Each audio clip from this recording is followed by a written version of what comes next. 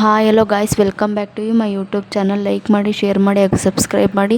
ನಾನಿವತ್ತು ವಿಡಿಯೋ ಮಾಡ್ತಿರೋದು ಸೌದತ್ತಿ ಯಲ್ಲಮ್ಮ ಟೆಂಪಲ್ಗೆ ಹೋಗಿದ್ವಿ. ಸೊ ಅಲ್ಲಿಗೋಗಿ ನಮ್ಮ ಬೆಂಗಳೂರಿಗೂ ಅಲ್ಲಿಗಿರೋ ವ್ಯತ್ಯಾಸ ತುಂಬ ಇದೆ. ಸೊ ನಾವು ಗುರುವಾರ ನೈಟ್ ಹೊರಟ್ವಿ, ಊರಿಗೆ ಹೋಗಿ ಹಾಗೆ ಶುಕ್ರವಾರ ಹೋದೆ.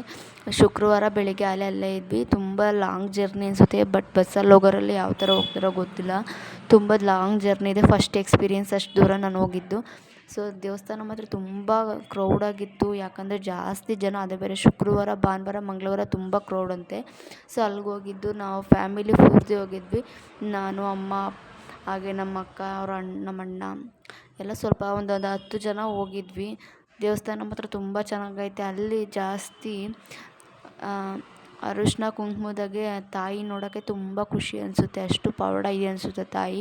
ಸೊ ನಾವು ಹೋಗಿದ್ದ ರೀಸನ್ನು ತೊಟ್ಲು ಕಟ್ಟಬೇಕಾಗಿತ್ತು, ಹಾಗೆ ಗಂಗಮ್ಮನ ಮಾಡಬೇಕಾಗಿತ್ತು. ಸೊ ಅದರಿಂದ ಹೋಗಿದ್ವಿ.